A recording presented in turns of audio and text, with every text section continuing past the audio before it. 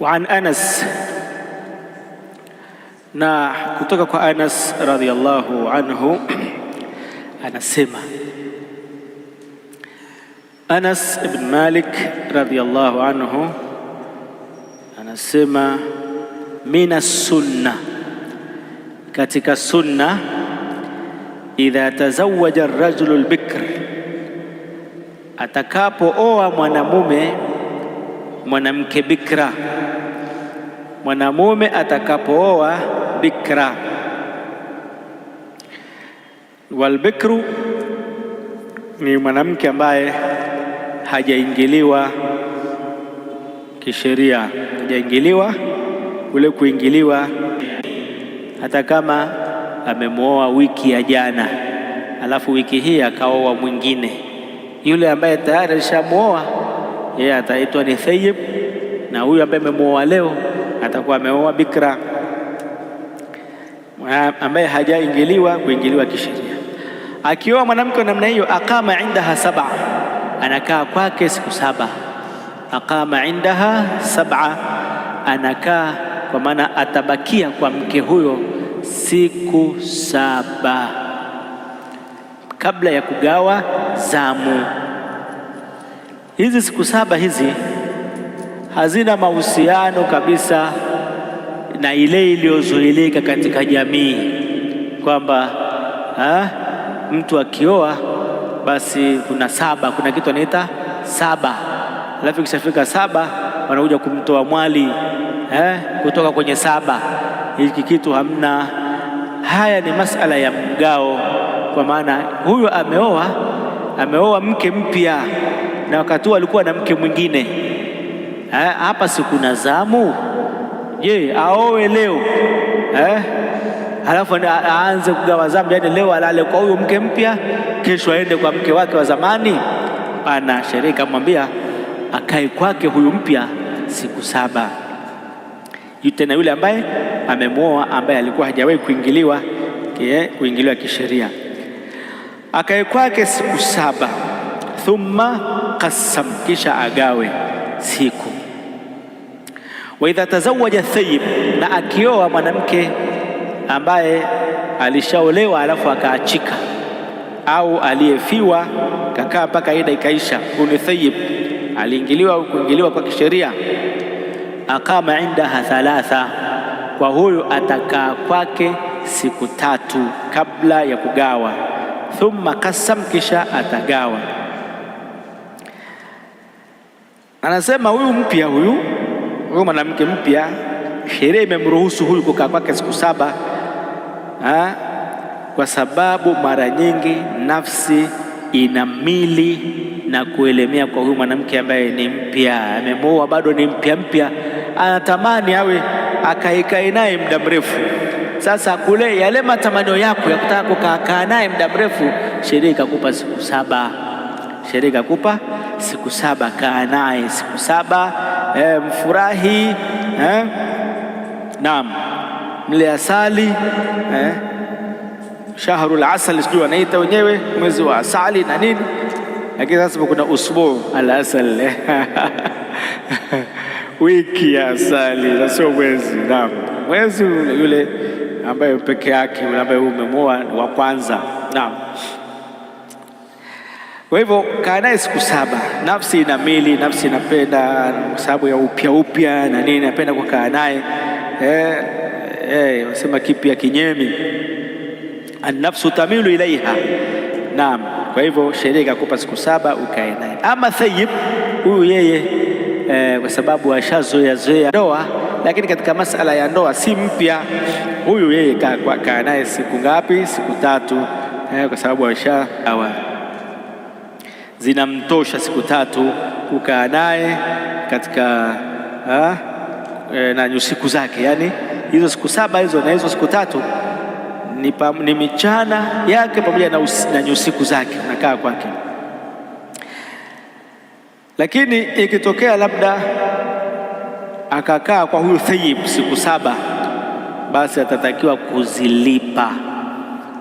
Amemwoa mke ambaye anatakiwa akae kwake siku tatu, lakini akakaa siku saba, basi atazilipia hizi siku 7 kwa wake zake wengine ambao hakukaa kwao siku 7. Na Mtume sallallahu alaihi wasallam anasema katika hadithi ya Salama alipomuoa, wabata indaha 3, alilala kwake siku 3. Qala, kisha akasema, innahu laysa biki hawanun ala ahlika, wewe huna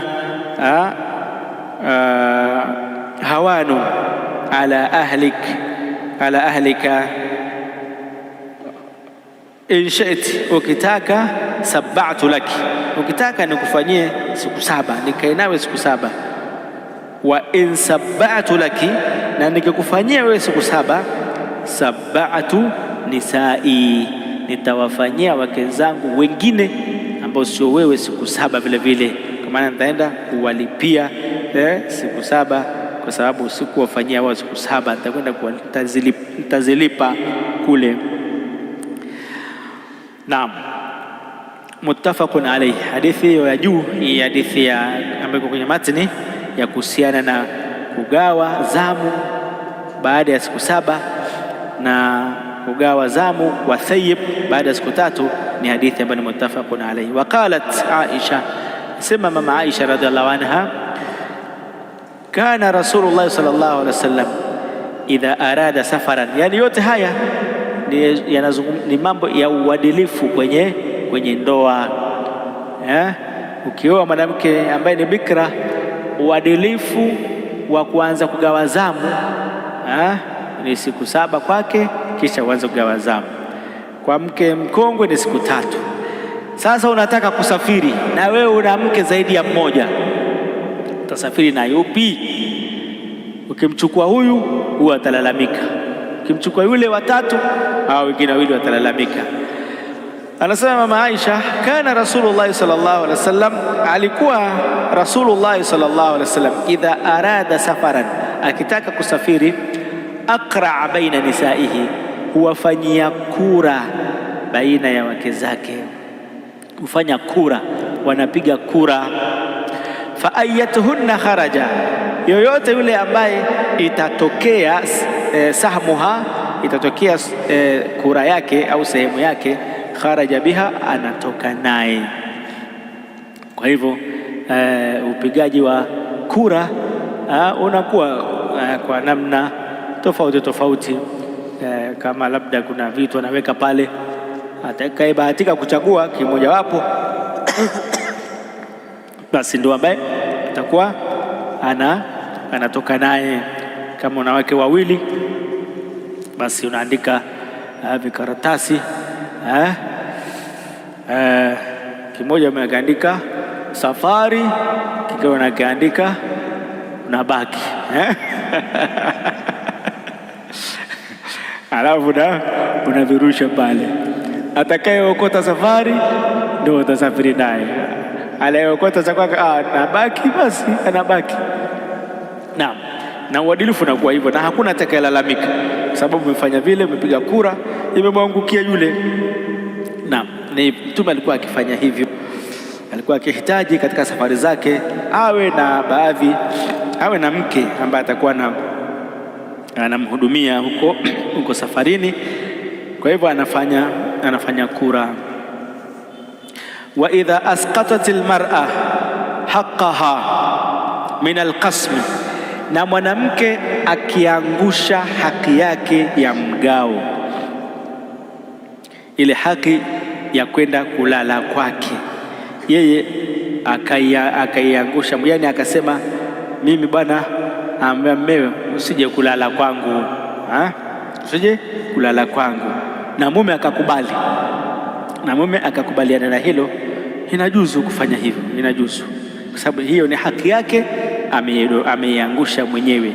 Kwa hivyo idha asqatatil mar'atu haqqaha, mwanamke akidondosha haki yake, min alqasm, ya kugawa, ya mgao wa zamu, au minan nafaka, au ya matumizi, akamwambia mmewe, kuanzia leo bana usio unanihudumia, mimi sitaki matumizi, au alkiswa, au mavazi, asema nao na nguo za kutosha, au naweza kujinunulia mwenyewe biidhni zauji, lakini ikawa kwa ruhusa ya mume, jaza dhalika.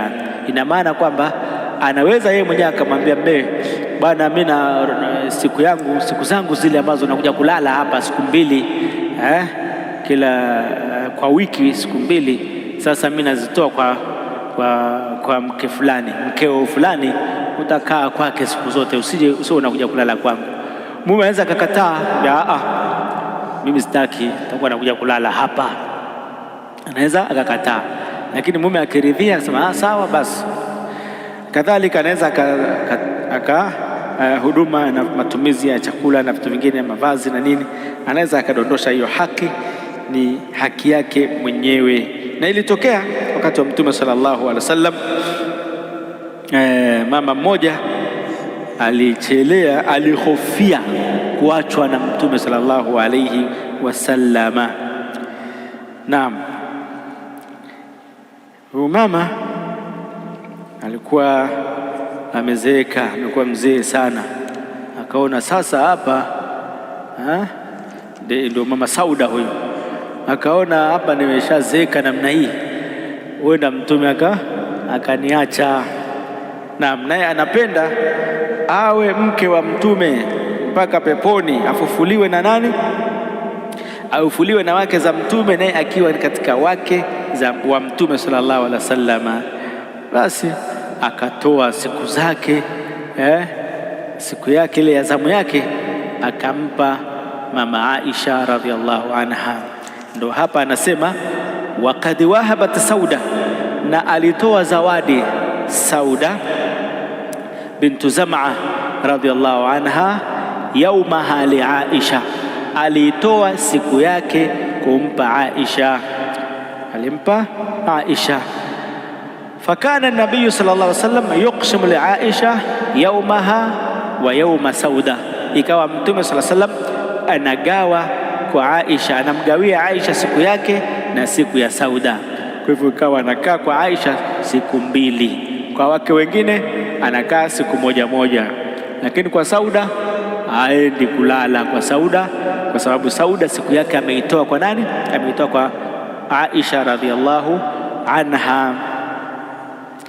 Na hii inajuzu sheria kufanya hivyo, lakini si kwamba ndo basi tena anabakia tu hivyo kama vile hana mume, la, bali anaye mume atakuwa anamtembelea pale kumjulia hali, na kama bado yeye amedondosha zamu tu, hakudondosha nafaka, unaendelea kutoa matumizi, unatoa matumizi kama kawaida,